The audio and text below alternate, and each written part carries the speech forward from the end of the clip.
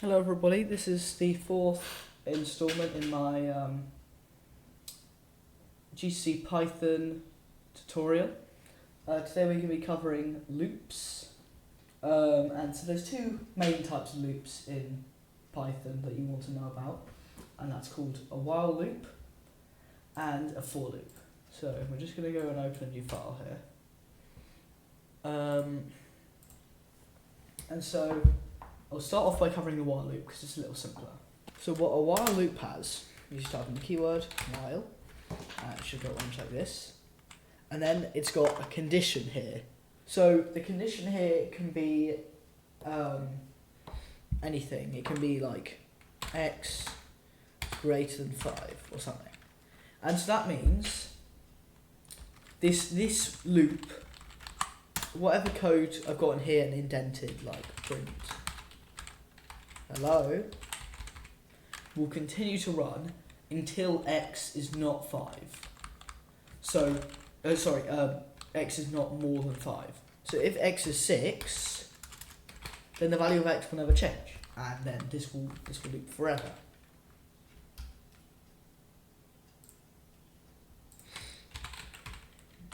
Save this here. Oh, yep, and you need a colon, easy to forget. Right, and run that. You see, it just runs forever. That is because we're not changing the value of x. And explain how we would do that later. Anyway, so if you understand that when whatever condition is here, this can be any just Boolean operation. So the output is either true or false. If it's ever false, then just stop. Go on to the next line, and that will be like just something else that's not indented, so it's not within this while loop. So something you'll see often for an infinite loop is while true, and so if the condition's true, then it's just true. It'll never be false because it'll just look at the condition and the condition is true. So if you see this is just a loop that will run forever. So this piece of code here will never be run because this condition, just this line, you can understand as loop whatever code is in it forever. So how can we make while loops useful? So let's go back to that while x is greater than 5 example. Well, that's a C. If x is 6, or let's go 10 actually, what we can do is we can say x, and then we can do a cool thing here, where we say minus equals 1, and so what this does is it takes 1 away from the value of x and sets x to that. So this minus equals is equivalent to me saying x is equal to x minus 1. But this is quite long to write, so you can just simplify it to just that. And so what will happen here is x is 10. It will go into this loop, x is greater than 5. It will print hello, and then it will take 1 away from x. And it will keep doing this until x is less than 5. Or less than or equal to 5 actually. So I'll just add this at the end so we can see when it finishes. As you can see here, it runs 6 times because it starts off at 10. So it goes 10, 9, 8, 7, 6, 5. And so that's 6 values, as you can see. So what we've got here is pretty useful. But this is not actually the best we can do. So the main difference between a while loop and a for loop, which is the other kind of loop I mentioned at the beginning, a while loop, you don't know how many iterations of this. Like, you don't know how many times this code will be run. And as I showed you with the while true example, there are infinite iterations. It will never end. So this code will just keep running blindly, keep checking this condition infinitely until that condition is false, because it doesn't know how many iterations it is.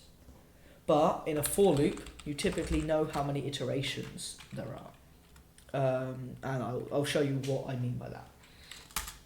So here I've got a for loop, and what you'll commonly see, this is 100% the main thing. There are two main things you'll see for for loop, and I'll show you both of them. So you'll have something like for count, or maybe just C. You'll have just like a variable name, a generic variable name that doesn't have to have been predefined. In range, and a number in here. So, what is actually happening in this code? So we say the for keyword to start a for loop. Here is just a variable that will store our counter. This can have anything. It can just be C, it can be X, it can be A, but I've just put it as count, for example. And then I've got this in statement, and then I've got this range thing. This is the weirdest line.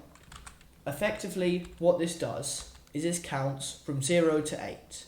And I know it's weird that it says 9, but if you include 0 to 8, that's 9 like numbers. It will run this code 9 times. So you've just got to remember it counts from 0 to the number you've put in here minus 1, rather than from 1 to this number. So this is a variable that only exists within this for loop. You can see I can print it out, and then when I run it, like I said, 0, 1, 2, 3, 4, 5, 6, 7, 8.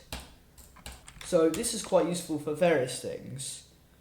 Just like having a number that counts up. You'll often see some example with like a traffic light or something, and you'll have it wanting to be counting up, but you can count. So this range function thing can take more than just one number.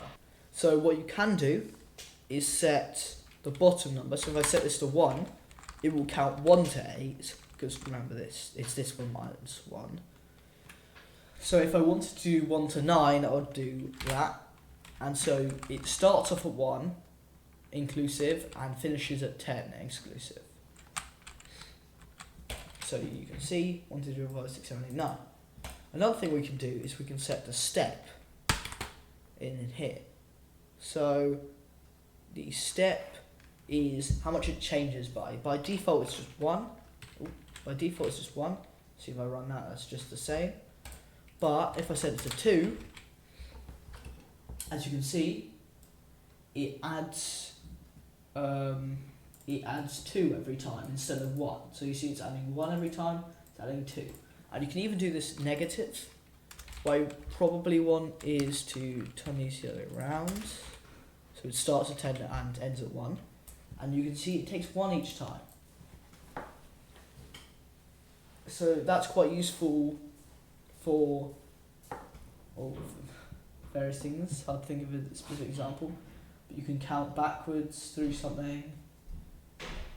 Yeah. So another important use for this for loop. Let's say I've got a list. And let's just do square brackets to make it a list, as I covered in my types video, variables video I mean, which was last video. And let's just say I've got 2 things in here, hello world. So the problem with this list, if I print it out, you see we have this kind of nasty format. That's because it's kind of debug printing a list. This is actually what's in the list, not each item. So what we'd have to do if we wanted to just print each item, so you see we've got 2 items in this list. If we wanted to print each item individually, what we would do is we would have for item, or doesn't have to be, once again, doesn't have an item, it can be I, it can be A, it can be doesn't matter, but I'll just say item, and you'll see item most likely in your test. And then just that in word again, but instead of range, just say list1 or whatever the name of your list is. And so what this means is